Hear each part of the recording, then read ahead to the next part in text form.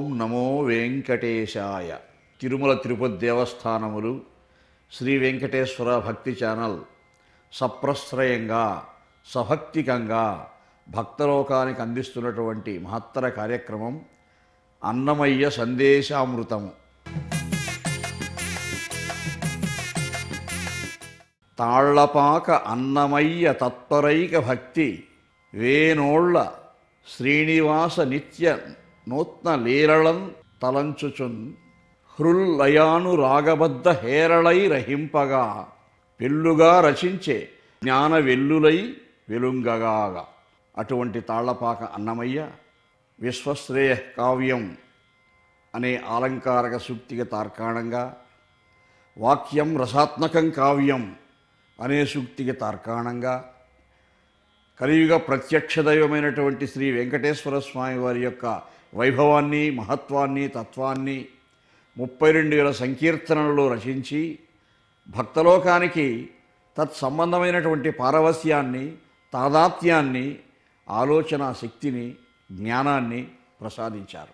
వారసత్వ సంపదగా మనం అన్నమయ్య ప్రసాదించినటువంటి ఆ జ్ఞాన సంపద, ఆ పద సంపద ఇప్పుడు అనుభవిస్తూ ఉన్నాము.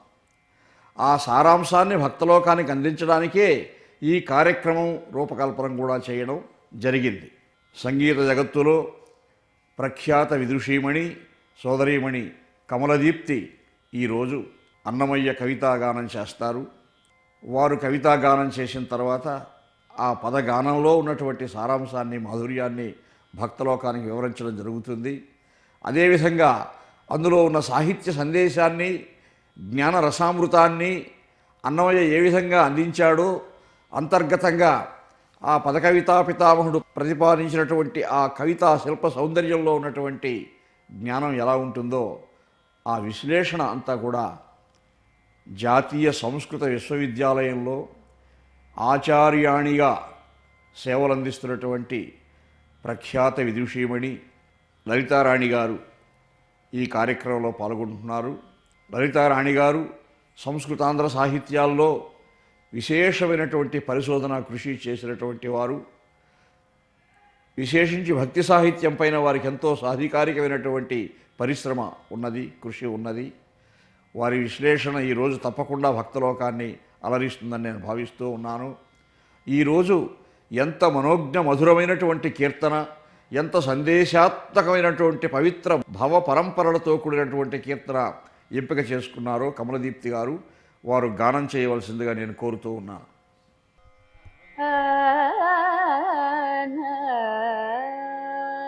విజాతులన్నీయు వృధా వృధా అజామిళాదుల కడియే జాతి. విజాతులన్నీయు వృధా వృధా అజామిళాదుల కడియే జాతి. విజాతులన్నీయు వృధా వృధా జాతి భేదములు శరీర గుణములు జాతి శరీరము సరితోడనెచడు. జాతి భేదములు శరీర గుణములు జాతి శరీరము సరితోడనెచడు. ఆతుమ పరిశుద్ధం వెప్పుడును అది నిర్దోషం బనాది. ఈతల హరి విజ్ఞానపు దాస్యం ఇది ఒక్కటే పోసు జాతి. ఆతుమ పరిశుద్ధం వెప్పుడును అది నిర్దోషం బనాది. ఈతల హరి విజ్ఞానపు దాస్యం ఇది ఒక్కటే పోసు జాతి. విజాతులన్నీ వృధా వృధా అజామిళాదుల కదియే జాతి. విజాతులన్నీ వృధా వృధా హరీందరిలోనంతరాత్ముడే ధరణి జాతి భేదములెంచిన. హరీందరిలోనంతరాత్ముడే ధరణి జాతి భేదములెంచిన. పరమయోగులి భావమష్టమదము భవ వికారమని మానిరి. ధరణిలోన పరతత్వజ్ఞానము ధర్మమూలమే సుజాతి. పరమయోగులి భావమష్టమదము భవ వికారమని మానిరి. ధరణిలోన పరతత్వజ్ఞానము ధర్మమూలమే సుజాతి. విజాతులన్నీ వృధా వృధా అజామిళాదుల కదియే జాతి విజాతులన్నీయు వృధా వృధా లౌకిక వైదిక లంపటులకు నివి కైకొనునవశ్య కర్తవ్యంబులు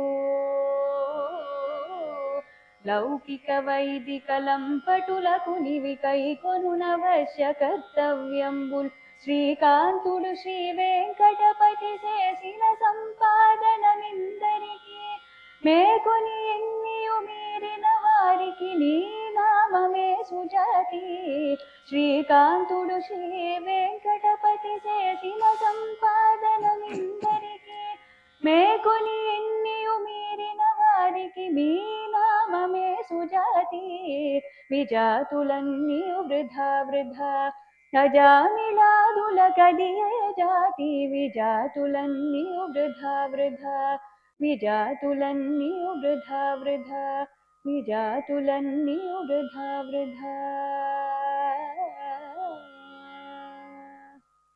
మానవ సమాజంలో ఉన్న ఒక పెద్ద రుగ్మత ఈ జాతి భేదాన్ని పాటిస్తూ మనం ఎంత అజ్ఞానంధకారంలో కొట్టుమిట్టాడుతున్నామో అన్నమాచార్యుల వారు చెప్పారు. అటువంటి సమాజాన్ని మేల్కొల్పాలి, చైతన్యవంతం చేయాలి అనే పవిత్ర భావంతో ఆ భావాన్ని కూడా శ్రీ వెంకటేశ్వర స్వామి పాదాలకు అంకితం చేస్తూ ఎంత మనోజ్ఞంగా చెప్పాడు ఈ కీర్తన. ఆ కీర్తన కూడా మధురాతి మధురంగా పాడారు కమలదీప్తి గారు. విజాతులన్నీ వృధా వృధా, అది మన భ్రాంతి. మనం అనుకుంటూ ఉన్నాం కానీ వాడు పలానావాడు ఆ జాతి, ఇప్పుడు వీడి జాతి ఇలా అనుకుంటున్నాం కానీ ఇవన్నీ కూడా మన భ్రాంతితో కూడినటువంటి భావాలే. అజామిళాదులది అది ఏ జాతి? భారతీయ సంస్కృతి సాహిత్యం చాలా ప్రాచీనమైనటువంటి అంశాలు ఇవి. ఎప్పటి నుంచో అనాదిగా వస్తున్నటువంటి భాగవత సంప్రదాయంలో శ్రీమద్ భాగవతాదులు పేర్కొంటున్నటువంటి అంశాలు ఏమిటంటే ఆ పరమాత్మను అర్చించి సేవించి తరించినటువంటి మహాభక్తులలో అన్ని జాతుల వారు ఉన్నారు. అక్కడ జాతి భేదములు లేవు. అజామిళుడు అనే భక్తుడు, ఈ భక్తుని చరిత్ర చాలా విచిత్రమైనటువంటి అంశం, చాలా ప్రముఖమైనటువంటి ఐతిహ్యం కూడా. పూర్వాశ్రమంలో ఆయన వేదవేదాంగ పారంగతుడు, షట్శాస్త్ర పారంగతుడు, విజ్ఞాన సంపన్నుడు, నిత్యాగ్నిహోత్రి. ప్రతిరోజు అగ్నిహోత్రములు యజ్ఞయాగాదులు చేయడంలో గొప్ప దీక్ష వహించే వ్యక్తి ఆయన. యజ్ఞ సమిధుల కోసం, దర్భల కోసం ఒకరోజు అరణ్యంలోకి వెళ్ళాడు. మంచి యువకుడు, బ్రహ్మచారి. అక్కడ బాగా అందంగా ఉన్నటువంటి ఒక బోయ వనితను చూచినాడు. ఆమె వ్యామోహంలో పడ్డాడు. ఆ వనిత వ్యామోహంలో పడి ఆ బోయకాంతతో విహరిస్తూ తానొక పవిత్ర సంప్రదాయానికి చెందినటువంటి వాడినని, ఎంతో బాగా చదువుకున్నటువంటి వాడినని ఈ అంశాలన్నీ కూడా పక్కన పెట్టేశాడు. వేదాలు, ఉపనిషత్తులు ఎన్ని చదువుకున్నా కానీ అతని వ్యామోహ గుణం బాగా పరాకాష్ఠ వహించి ఆ బోయకాంతతో యథేచ్ఛగా విహారం చేస్తూ ఆ సంసార జీవనం ప్రారంభించాడు. అక్కడే అన్నీ మర్చిపోయాడు. ఇక భ్రష్టుడైపోయాడు, ఆచార భ్రష్టుడైపోయాడు. సంతానం కూడా కలిగింది. ఎంతోమంది పిల్లలు ఉన్నారు. అందులో కనిష్ఠ కుమారుడు, చిన్న కుమారునికి నారాయణుడు అని పేరు పెట్టుకున్నాడు. అది వాడు చేసిన మంచి పని ఒకటే. అవసాన దశ వచ్చేసింది, వయసు అయిపోయింది. తాను ఏమైపోతాడోనో భయంతో మాటిమాటికి ఆ కనిష్ఠ కుమారుడిని పిలవడం ప్రారంభించాడు. నారాయణ నారాయణ నారాయణ అంటూ. అలా పిలుస్తూ వాడికి తెలియకనే భగవన్నామస్మరణం చేస్తూ ఉన్నాడు. భాగవతం చెప్తూ ఉంది కదా, నామ సంకీర్తనం యస్య సర్వపాప ప్రణాశనం. పుణ్యశ్రవణ కీర్తనుండైన విష్ణుండు తన కథలు గాథలు వినువారి హృదయములందు నిలిచి అశుభంబులు పరిహరించు, శుభంబులు సంతరించుని పోతన్న గారు స్పష్టంగా చెప్పారు. అలా ఆ అజామినుడు నారాయణ నారాయణ అనుకుంటూ ఉంటే వాడు మరణించే సమయం కూడా ఆసన్నమైపోయింది. యమభటులు వస్తే తరివేశారు విష్ణుభటులు. అయ్యా అవసాన కాలంలో వాడు నారాయణ నామాన్ని స్మరించాడు కాబట్టి యమలోకం కాదు అతనికి, విష్ణులోకమే ఆయనకు తగినటువంటి పదవి అని చెప్పారు. కానీ వాడు మళ్ళీ పునర్జీవుడైనాడు, ఇంచుమించు మరణం ఆసన్నమై మళ్ళా బ్రతికాడు. అప్పుడు కనువిప్పు కలిగింది. కనువిప్పు కలిగి భక్తి ప్రపత్తులతో ఈ సంసారాంధకారాన్ని వదిలిపెట్టి ఒక్కసారి నారాయణ నామం స్మరించినంతనే ఇంత సద్గతి లభించిందే, మనకి ఆ విష్ణుభటుల యొక్క సాక్షాత్కారం కలిగిందే, మరి నా జీవితాన్ని ఇంకా శేష జీవితాన్ని నారాయణ స్మరణంతోనే నేను గడపాలి అని నిశ్చయించుకొని, అంటే మనం లోకంలో కూడా చూస్తూ ఉంటాం, తల్లిదండ్రులకు కూడా దారి తప్పిన బిడ్డలపైనే ఎక్కువ ధ్యాస ఉంటుంది, వాళ్ళ మంచి మార్గంలో పెట్టాలనే ఆలోచన ఉంటుంది. అలాగే ఈ సమస్త జగత్తులకు తండ్రి శ్రీమన్నారాయణుడు. ఈ సమస్త జగత్తులకు తండ్రి అయినటువంటి ఆ దేవదేవుడు, ఆ శ్రీమన్నారాయణుడు, ఆయనే కలియుగంలో ప్రత్యక్ష దైవం శ్రీనివాసుడు, శ్రీ వెంకటేశుడు. అదే చెప్పాడు అన్నమయ్య. అజామిళుడు బోయవాళ్ళలో కలిసి ఆచారభ్రష్టుడైపోయి ఎంతో నీచుడైపోయినా కానీ చివర ఎలా కృతార్థుడై భగవన్నామస్మరణ ప్రభావంతో వాడు కృతార్థుడైనాడో, దేవదేవుని అనుగ్రహాన్ని పొందగలిగాడో, ఆ అనుగ్రహాన్ని మనం కూడా పొందగలగాలి. ఆత్మ పరిశుద్ధంబైనప్పుడు అన్నాడు అన్నమయ్య. అంటే మన అంతరంగం పరిశుద్ధమై కామ క్రోధ లోభ మోహ మదమాత్సర్యాది మనోవికారాలు జయించినటువంటి ఒక పవిత్ర యోగస్థితిని పొంది ఆ ఏకాగ్రతాబంధుర చిత్తవృత్తితో సమాధి వహించి ఆ పరమాత్మను స్మరించినప్పుడు తప్పకుండా ఆ నామ సంకీర్తన ఫలము మనకు కలుగుతుంది. చాంచల్యభూయిష్టమైన మనస్సుతో స్మరిస్తే కాదు. కాబట్టి అన్నమాచార్యుల వారు జాగ్రత్తగా 3వ చరణంలో కూడా లౌకిక వైదిక లంపటులకు ఇవి కైకొను అవశ్య కర్తంబులు. లౌకికులైతే ఆర్తితో పరమాత్మను సేవించాలి. వైదికులు వేద విజ్ఞాన సంపన్నులైనటువంటి వారైతే వారిది ఆర్తి కాదు, జ్ఞానంతో భక్తితోనే పరమాత్మను సేవిస్తారు వాళ్ళు. కాబట్టి లౌకికులైనా వైదికులైనా పరమాత్మను సేవించడంలో మాత్రం ఒకే భావన, ఒకే పవిత్ర భావన, ఆ పాదపద్మాలపై అచంచలమైనటువంటి భక్తి కలిగి, భాగవతంలో గజేంద్రుడు కూడా ఎన్ని అవస్థలు పొందినా కానీ, ఎన్ని కష్టాలు పొందినా కానీ లావొక్కింతయు లేదు, నా బలవంతా పోయింది స్వామి, ఇంక నేను స్మరించే ఓపిక కూడా నాకు లేదు అని చెప్పేశాడు. పరమాత్మ వస్తూ ఉన్నాడు. అలా గగనభాగంలో ఆ దేవదేవుడు సాక్షాత్కరించిన వెంటనే అంత నిస్సహాయ స్థితిలో కూడా, అంత నిస్పృహావలంబనమైనటువంటి విషాద స్థితిలో కూడా లేని ఓపిక తెచ్చుకొని తన తొండంతో ఒక పద్మాన్ని పెకలించి ఆ పరమాత్మపై విసిరాడట. సోంతస్సరస్ ఇరువలేన గృహీత ఆర్తో దృష్ట్వా హరిం ఖర ఉపాత్త. అలా చూచి పరవశుడై, అయ్యో పరమాత్మ నా కోసం వస్తున్నాడు, నారాయణ అఖిల గురో భగవన్ నమస్తే. అక్కడ కూడా నారాయణ శబ్దమే వేశాడు వ్యాస భగవానుడు. ఆ నారాయణ శబ్దానికి అంత మహత్తరమైన శక్తి ఉంది. అలా భక్తులు ఎందరో అలా సేవించారు. లౌకికులైనటువంటి వాళ్ళైనా సరే, వైదికులు జ్ఞానం కలిగినా జ్ఞానం లేకపోయినా మనమంతా ప్రపన్నులం, దీనులం. అన్నమయ్య చెప్పాడు, దీనుడను నేను దేవుడవు నీవు అన్నాడు. అలా మనం దైన్యంతో పరమాత్మను ఆశ్రయిస్తూ ఉన్నాం. ఏ భగవద్ రామాదుల వారో, శంకర భగవత్పాదులు లాంటి మహర్షులు, మహానుభావులు వాళ్ళు జ్ఞానంతో పరమాత్మను ఆశ్రయించారు. వాళ్ళు ప్రపన్నులు కాదు మనలాగా, కానీ వాళ్ళు కూడా మేము ప్రపన్నులమే అని చెప్పుకున్నారు వాళ్ళు. అటువంటి మహానుభావులే అలా చెప్పుకున్నప్పుడు మన దైన్యం ఎంత, మనం ఎంత, మన భక్తిభావం ఎంత.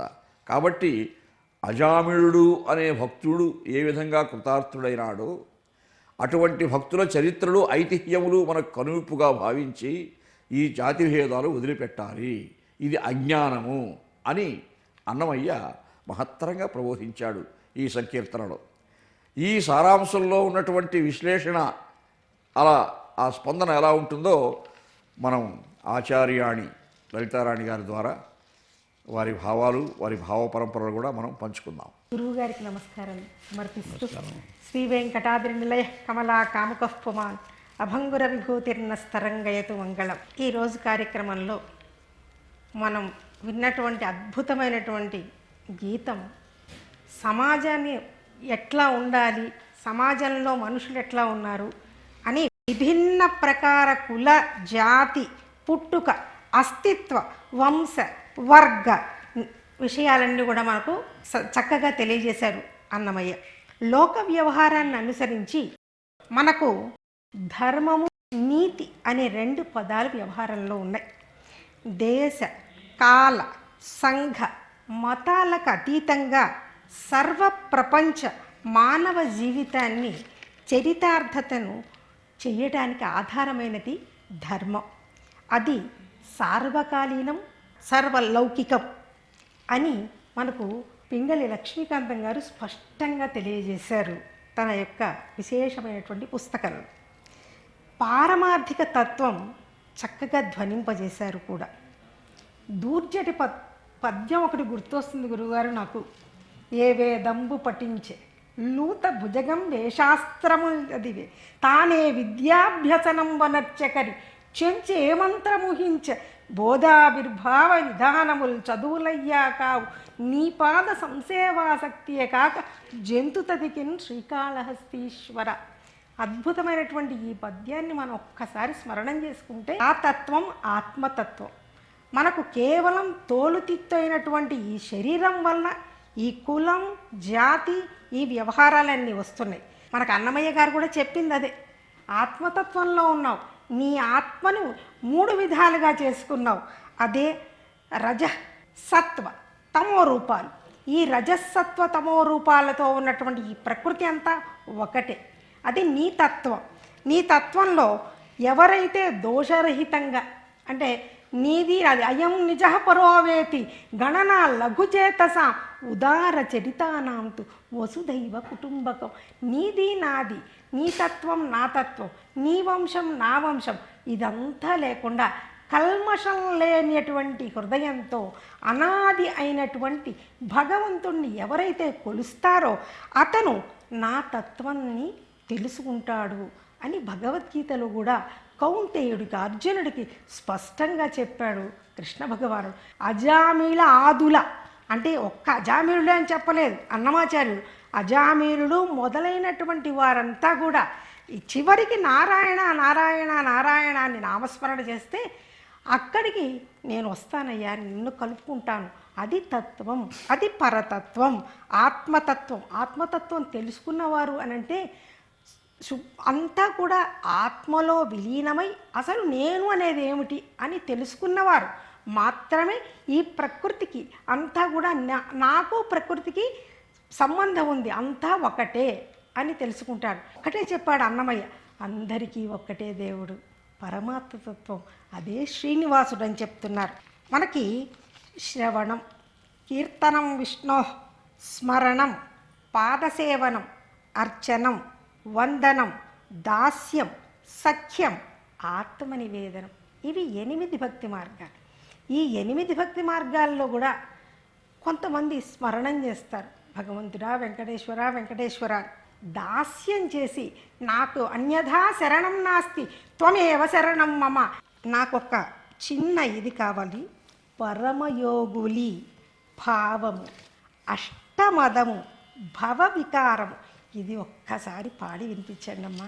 పరమయోగుని భావమష్టమదము భవ వికారమని మానిరే ధరణిలోన పరతత్వ జ్ఞానము ధర్మమూలమే సుజాతి. ఈ 8 మదాలు ఏమిటో ఒక్కసారి గురుగారి ఆజ్ఞతో నేను చెప్పాలనుకుంటున్నాను. అయ్యా, ప్రతి వారికి పుట్టుకతోనే జన్మ. నేను ఈ వంశంలో పుట్టానయ్యా, నాది రాజవంశం, లేకపోతే నాది ఉత్తమ వంశం, నేనే వేదం చదవగలను, మా నాన్నగారి వేదం, ఇవంతా కూడా జన్మ మదం అనేది ఒకటి వస్తుంది. రెండవది విద్యామదం. నేను చదివాను, నేను వేదం చదివాను, మీరంతా ఏంది, నేను ఉత్తముణ్ణి, నాకంతా వచ్చు, ఇది విద్యామదం అంటారు. తరువాతది అంద రూపమదం అని అంటారు. ప్రథమ 1, 2, 3. నాలుగోది ఆయుష్మతం. నేను ఇంకా బతుకుతాను, నేను ఇంకా ఉన్నాను, నేను ఇంకా చెయ్యగలను, ఇది ఆయుష్మతం. జన్మ, విద్య, రూప, ఆయుష్, ధనమదం.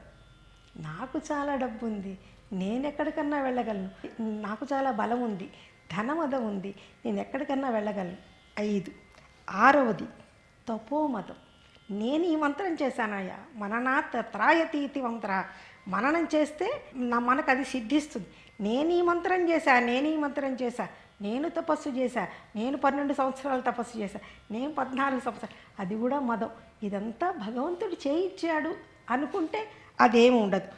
కమలదీప్తి గారు హృదయంగా తన యొక్క స్వరంతో మనకు అమృతాన్ని లాగా ఆలాపించారు అన్నమయ్య కీర్తనని. వారికి ధన్యవాదాలు తెలియజేస్తూ, గురువుగారు మీరు విశ్లేషణాత్మకంగా చెప్పినటువంటి ఆ అష్టమదములు ఉన్నాయి చూసారా, అది భవవికారమని మానిరి పరమయోగులు యోగస్థితికి వెళ్ళిపోయిన తర్వాత యోగ కర్మసు కౌశలం, యోగ చిత్తవృత్తి నిరోధ, చిత్తవృత్తి నిరోధించిన వాడికి ఈ వికారాలు ఉన్నాయి. ఇక నేను గొప్పవాడిని, ధనవం కలిగిన వాడిని అని సారపు ధర్మమున్ విమల సత్యము పాపము చేత బొంకుచే పారము పొందలేక చెడబారినదైన అవస్థ దక్షులెవ్వారలు ఉపేక్ష చేతురు, అది వారల చేటగుగాని ధర్మ నిస్తారకమయ్యు సత్య శుభదాయకమయ్యును దైవముండెడిన్. అయ్యా, ధర్మానికి అధర్మం చేత, సత్యానికి అసత్యం చేత యుగయుగాలుగా భంగం జరుగుతూ ఉంది, బాధ కలుగుతూ ఉంది. అలా బాధ కలుగుతూ ఉంటే దాన్ని సామాన్యుడైనటువంటి వాడు చూసి ఉపేక్షించాలంటే వాడిదేం దోషంగా తప్పుగా పరిగణించరు. దక్షులెవ్వారలు ఉపేక్ష చేతురు, అన్నీ సమస్త జ్ఞానం తెలిసినటువంటి వాళ్ళు కానీ చూచి ఉపేక్షించారంటే వాళ్లకు చేటు తప్పదు. బుద్ధి, మనస్సు, చిత్తము, అహంకారాది వికారాలన్నీ జీవునకున్నాయి. ఈ వికారాల చేతనే ఆ అష్టమదాలు కలుగుతూ ఉన్నాయి. ఆ అష్టమదాలు కలగకూడదు, యోగస్థితిని పొందాలి. ఆ యోగస్థితి కూడా పరమయోగులు పొందినటువంటి స్థితిని పొందాలని అన్నమయ్య స్పష్టంగా సూచించినాడు. అదే మీరు చెప్పే భావంలో కూడా, మీ విశ్లేషణలో కూడా చెప్పారు. ధూర్జటి మహాకవి అన్నమయ్యకు తరువాతి వాడు. అన్నమయ్య చెప్పినటువంటి ఈ కీర్తనల సారాంశం అంతా వాళ్ళు కూడా బాగా అధ్యయనం చేసి ఉంటారు. అందుకని ఆయన సంప్రదాయానికి చెందినటువంటి పాత్రలు ఆయన ఎన్నుకున్నాడు. ఈ భాగవత సంప్రదాయంలో ఉండే పాత్రలతో ఈయన చెప్పాడు అన్నమయ్య. అన్నమయ్య ఇటువంటి కీర్తనలు రచించినందువల్ల అజామిళాదులది, మీరు చెప్పినట్టు అజామిళ ఆదులు, వాల్మీకి వాళ్ళ లాంటి వాళ్ళు కూడా ఇక్కడికే వస్తారు. ఉత్తర భారత చరిత్రలో కన్హోపాత్ర అనే భక్తురాలు, ఆమె అభంగాలు, ఇక్కడ మనం పదాలు కీర్తనలు అంటాం, ఉత్తర భారతంలో అభంగాలు అంటారు. అక్కడ భక్త కవులు రాసిన గీతాలని, ఆ అభంగాలలో కూడా ఈ అజామిళుణ్ణి వాల్మీకిని వర్ణించినట్లుగా గ్రంథాల్లో చదివాను నేను. అలా వాళ్ళ చరిత్ర, ఆ పరమయోగులు ఏ స్థితికి ఈ జాతి భేదాలు వదిలిపెట్టి వెళ్ళారో మనం కూడా అలా వెళ్ళగలగాలి. అలా వెళ్ళడానికి లౌకికుడు అర్హుడే, వైదికుడు అర్హుడే. ఒక సామాన్యుడు ప్రయత్నించినా ఆ కృతార్థుడు కాగలడు. అన్నమాచార్యుల వారు ఎంతో మహత్తరమైనటువంటి కవితా శిల్పాన్ని ఆవిష్కరిస్తూ చివరి చరణంలో ఏమన్నాడు? లౌకిక వైదిక లంపటులకు ఇవి కైకును అవశ్య కర్తవ్యములు అన్నాడు. కర్తవ్యం, అవశ్య కర్తవ్యం, అది కూడా తప్పకుండా నిర్వహింపవలసినటువంటి కార్యక్రమం, దీక్ష ఇది అని చెప్పాడు. ఏదో అలవోహగా చేసే పనులు కాదు, అవశ్య కర్తవ్యంబులు. తిక్కన మహాకవి అద్భుతంగా చెప్పారు. వైదిక మార్గనిష్టమగు వర్తనముంతగ నిర్వహించుచున్ భేదము లేని భక్తి మతి నిర్మల వృత్తిగా పొందుచుండు మత్పాద నిరంతర స్మరణ తత్పరభావము కల్మి ఆత్మ సమ్మోదము వంద కావ్యరసమును కొనియాడుచు నుండు దిప్పుడుని హరిహరనాథుడే సాక్షాత్కరించి ఆ తిక్కన గారికి జాగృతి కలిగిస్తూ, వైదిక మార్గనిష్టతో కూడినటువంటి నీ భక్తి నాకు చాలా నచ్చింది, కావ్యరసాన్ని ఆస్వాదిస్తూ నన్ను కీర్తించావు అన్నాడు. అలా ఆ కావ్యరసాన్ని ఆస్వాదించు కీర్తించిన వాడే తాళపాక అన్నమాచార్యుల వారు కూడా. ఆ కీర్తన వల్ల ఒక్కసారి పాడమ్మా, చివరి కైకొను. లౌకిక వైదిక లంపటులకు నివి కైకొనునవశ్య కర్తవ్యంబులు. లౌకిక వైదిక లంపటులకు నివి కైకొనునవశ్య కర్తవ్యంబులు. శ్రీకాంతుడు శ్రీ వెంకటపతి చేసిన సంపాదనమిందరికి మేకొని ఎన్నియు మీరిన వారికి మీ నామమే సుజాతి. అది ఈ సత్యం తెలుసుకున్నటువంటి వారు వారే సుజాతికి సంబంధించిన వారు. అదే గొప్ప జాతి. ఏ జాతి? జ్ఞానం తెలుసుకున్నటువంటి జాతి, ఈ జ్ఞాన జాగృతి కలిగినటువంటి జాతి. అది సుజాతి. సుజాతి అని నొక్కి పలికాడు. రెండవ చరణంలో కూడా ఆ సుజాతి అనే పదం వాడాడు అన్నమయ్య. జాతి భేదాలు ఎందుకు అనుకుంటారయ్యా? భగవన్నామ సంకీర్తనలో కృతార్థులైనటువంటి వారంతా సుజాతి వారే, అంతా ఒక జాతి వారే. అదే సుజాతి అంటే గొప్ప జాతి, మంచి జాతి అని ఆ భగవన్నామ సంకీర్తనలో ఉన్న అంశాన్ని చెప్పాడు. సంపాదమెందరికీ వెంకటేశ్వర స్వామి వారి యొక్క అనుగ్రహం కలిగితే ఆయన మనకు అనుగ్రహించే పవిత్ర భావన, యోగ భావన ఇది. జ్ఞాన సంస్కారాన్ని ఇస్తూ ఉన్నాడు, భక్తి సంస్కారాన్ని ఇస్తూ ఉన్నాడు, ఇంకా లోకంలో ఐశ్వర్యాలు ఇస్తూ ఉన్నాడు, భోగభాగ్యాలు ఇస్తూ ఉన్నాడు. ఎన్ని ఇచ్చినా కానీ మనకు కావాల్సింది జ్ఞానం లేకపోతే అది రాణించదు. ఇప్పుడు ఈ లౌకిక వైదికమైనటువంటి ఆత్మాంతర్గతమైనటువంటి సంస్కారాలతో కూడినటువంటి వివేచన చెప్పాడు కదా అన్నమాచార్య వారు 3వ చరణంలో. అటువంటి వివేచనని చివరకు స్వామివారు అనుగ్రహిస్తేనే కలుగుతుంది అని కూడా చెప్తూ ఉన్నాడు. కాబట్టి అలా అనుగ్రహించి జీవులని దేవదేవుడు కరుణిస్తూ ఉన్నాడు అనడానికి ఆ అంశంలో లోతుగా అధ్యయనం చేస్తే మీకేమనిపించిందో కూడా ఒకసారి లలితారాణి గారు సెలవు ఇవ్వాల్సిందిగా కోరుతున్నాను. గురువుగారు చెప్పిన రీతిగా నియతికృత నియమరహితాం లదైకమయీం అనన్యపరతంత్రాం నవరసరుచిరాం నిర్మితి మాదదాతి కవేర జయతి అని మమ్మటాచార్యుడు చెప్పినట్టుగా అన్నమయ్య ఆత్మతత్వంలోకి వెళ్ళి వెంకటేశ్వరుడితో పాటుగా లీనమై మనల్ని కూడా లీనం చేసి అటులనే ఉండాలి. ఇదే మీ కర్తవ్యం. కర్తవ్యం అంటే చెయ్యండి, ఇదే పని మీకు. ఆత్మతత్వాన్ని తెలుసుకోండి.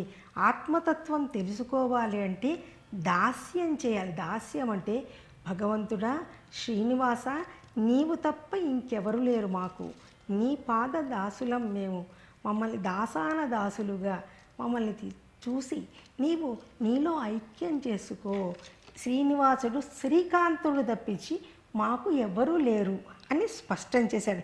మనిషి రూపంలో మనవల్ని కూడా ఆనందింపజేసేవాడు శ్రీనివాసుడు. కనుక శ్రీనివాసుడు మనవలందరినీ రక్షించుగాక. అన్నమయ్య కృతులు శతధ సహస్రధ ఎల్లకాలము సార్వకాలీనం ఆయన యొక్క కీర్తి పతాకం అలానే ఉండాలని ఆశిస్తూ నా నమస్కారం. మీరు మంచి విశ్లేషణ ఇచ్చారు. మీరు చెప్పినట్టే యోగశాస్త్రంలో హలాదైకమయీం అనన్యపరతంత్రం అనే కావ్యతత్వాన్ని వివేచనం చేస్తూ చెప్పారు కదా. ఆహ్లాదిని విద్య అని కూడా ఉన్నది. ఆహ్లాదిని విద్య అన్నది అదే ఆలంకారిక శాస్త్రజ్ఞులు హలాదైకమయీం అనన్యపరతంత్రం అన్నారు.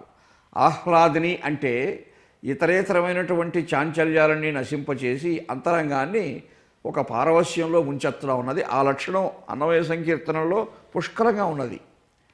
వింటూ ఉంటే ఆ లయాత్మకమైనటువంటి పదగమనం కానీ శబ్ద ప్రవాహం కానీ విజాతులన్నీయ వృధా వృధా అజామిళాదులదదియే జాతి అని ఛందస్సులో మనకు పంచచామరాదులు కానీ ఇట్లాంటి వృత్తాలు ఉంటాయి, అలా సాగిపోతూ ఉంటాయి. అలా అన్నమయ్య పదరచన ఆ మాత్రాబద్ధమైనటువంటి ఛందో విన్యాసంలో గొప్ప లయ ఉన్నది. మనస్సును ఆకర్షించే ఆహ్లాదిని విద్య అంతా కూడా అక్కడ ఉన్నది. అటువంటి మంచి చర్చ, మంచి గోష్ఠి కమలదీప్తి గారు కూడా మనోజ్ఞంగా గానం చేశారు. లలితారాణి గారు వారి వివేచన, వారి విశ్లేషణ చక్కగా ఈనాడు ఈ సంకీర్తన సారాంశాన్ని, సందేశాన్ని భక్తులు ఆస్వాదించే అవకాశం కూడా బాగా కలిగిందని మనవి చేస్తూ మరొక సంకీర్తనతో మనం మరొక కార్యక్రమంలో కలుసుకుందాం.